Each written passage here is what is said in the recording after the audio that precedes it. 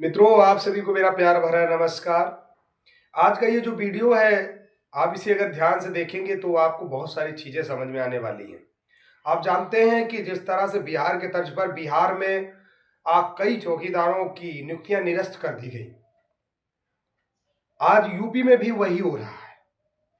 हम इस पर चर्चा करेंगे, लेकिन इसके पहले एक जानकारी आपको दे दूं कि चंद्रिका देवी मंदिर, थाना बक्सी तालाब, लखनऊ, जहां पर दुकानदारों ने भक्तों पर लाठी, डंडा, जूता, चप्पल, बेल्ट से उनके ऊपर प्रहार कर दिया। ये खबर काफी हद तक वायरल हो रही है।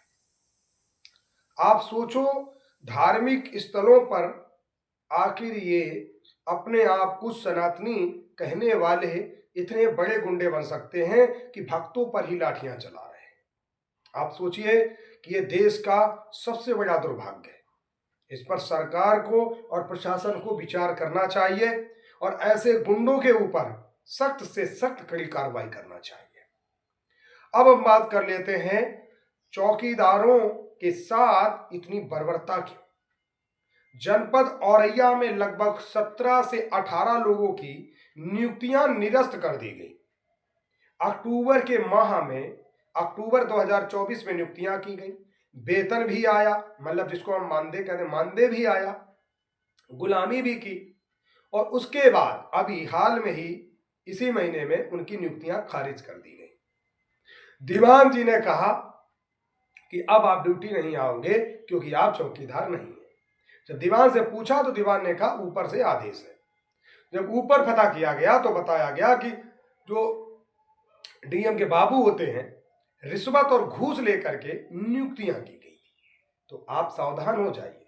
अगर आपने भी रिश्वत देकर के अगर नियुक्ति की है तो आपकी नियुक्ति संपूर्ण होगी कि नहीं होगी, इसका कोई अता पता नहीं। कब आपके ऊपर तलवार गिर जाए, इसका कोई अता पता नहीं। दूसरी बात, अब हम बात कर लेते हैं माननीय जिलाधिकारी महोदय से। मैं एक बात पूछना चाहता हूं, यदि हमारा वीडियो उन तक पहुंच रहा है, कि रिश्वत कौन ले रहा? अधिकारी ले रहे। लोग दे क्यों रहे? मजबूरी में। जब नियुक्तियों के लिए लगातार लोग संघर्ष कर रहे हैं, जिला अधिकारियों के पास नियुक्तियां अपने फॉर्म पहुंचा रहे हैं, तो आप नियुक्तियां क्यों नहीं कर रहे? चाहे मृतक आश्रित हो, चाहे ट्रांसफर वाली हो, कैसी भी नियुक्तियां हो, उन नियुक्तियों को रोका गया है। क्यों? कई जगह पर नियुक्तियां हो रही, ऐसा क्यों? भेदभाव उत्तर प्रदेश के अंदर जारी है। मथुरा से लेकर बिजनौर तक, बिजनौर से लेकर औरैया तक, जाने कितने तमाम ऐसी जनपद हैं जहां पर नियुक्तियां नहीं हो रही। लोग क्या करेंगे जब नियुक्तियां नहीं हो रही हैं? और जब बाबू कहेंगे कि हमको 5,000 रुपया चाहिए, हम नियुक्ति करवा देंगे, आखिर ये पापी पेट है, तो आदमी क्या करेगा? पैसा तो देगा ना। पूरे भारत और पूरे देश के अंदर ये भ्रष्टाचार, चाहे कितनी भी अच्छी सरकार आ जाए, बंद नहीं होगा। आजकल बिना गांधी जी के किसी भी तरह से कोई कार्य नहीं होते। ये सबसे बड़ा दुर्भाग्य है। और फिर उसके बाद उन्हें हटा दिया जाता है कि तुमने तो रिश्वत दे करके नियुक्तियां करवाई हैं। ऐसी अगर व्यवस्था आपके साथ बन रही है या आपके साथ ऐसा हो रहा है, तो राष्ट्रीय चौकीदार सेवा समिति आह्वान करती है उत्तर प्रदेश के चौकीदारों को कि यदि आपसे रिश्वत लेकर के नियुक्ति की गई है, उसके बाद यदि आपको हटाया गया है, तो ऐसी कंडीशन में जिला अधिकारी समेत प्रशासनिक अधिकारियों के ऊपर आप सीधे जाकर के मुकदमा ठोकिए और उनसे जवाब सवाल करिए कि जब मेरे पिताजी चौकीदार थे तो मुझे चौकीदारी क्यों नहीं मिल सकती। भाई, प्रावधान है ये कि चौकीदार का बेटा ही चौकीदार का बाप का बेटा ही चौकीदार बनेगा। यदि आपके घर में चौकीदारी है तो उसकी पीढ़ी दर पीढ़ी चौकीदारी करती है। तो आखिर इन नियमों का उल्लंघन कौन कर रहा है? संवैधानिक नियमों का हनन कौन कर रहा है? मानवाधिकार का हनन कौन कर रहा है? औरैया के लोग इतना परेशान हैं, बिजनौर में लोग परेशान हैं, लेकिन दुर्भाग्य देखिए हमारे देश प्रदेश का कि जहां पर 1 मिनट में कह दिया जाता है कि तुमको निरस्त कर दिया गया है।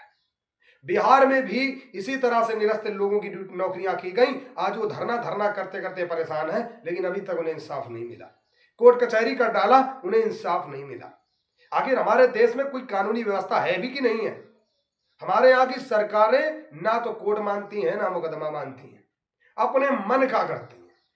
ऐसे मानदेय को लेकर के लोग मुकदमा का कोर्ट का दरवाजा खटखटाई, उसका भी अता पता नहीं चला, सब कुछ खत्म हो गया। तो सरकार आखिर करना क्या चाहती? धरना से वो देना नहीं चाहती, कोर्ट से वो देना नहीं चाहती, तो ये मानवाधिकार का हनन है या नहीं? मानवाधिकार का यह हनन किया जा रहा है, आखिर किससे उम्मीद लगाई जाए? भाई मुखिया एक मुख्यमंत्री होता है, प्रधानमंत्री होता है, और आज यही लोग अगर नहीं अपने कर्मचारियों का हित का ध्यान देंगे तो इनके ऊपर फिर किसको बोला जाए? आप सोचिए, इस पर विचार कीजिए कि उत्तर प्रदेश की दैनिक दशा, जिस तरह से चौकीदारों के साथ अत्याचार शोषण हो रहा है, ये बहुत ही तकलीफ देता है। राष्ट्रीय चौकीदार सेवा समिति जब इन्हीं मुद्दों पर काम करता है तो कुछ लोगों को राजनीति दिखती है, राजनीति बातें करते हैं, जातिवादी सोच करते हैं, लेकिन उन्हें यह नहीं पता कि तुम्हारे साथ जो हो रहा है, याद रखना आने वाले वक्त में यदि अगर हम जैसे लोग नहीं खड़े हुए तो ये सब विभाग को डुबा दोगे। धीरे धीरे कितनी नियुक्तियां, अभी आप देखा जाए 69,000 की आप लोग बात करते हैं, मुझे ऐसा लगता है कम से कम 20-25 हजार लोगों की नियुक्तियां नहीं होंगी, अभी मौजूद संख्या 40-50 हजार ही होगी, बहुत ज्यादा। आप सोचिए कि कितना बर्बरता किया जा रहा है। इस पर विचार कीजिए, विमर्श कीजिए, और नहीं कोई सुधर रहा तो मुकदमा ठोकिए। नमस्कार, जय हिंद, जय भारत।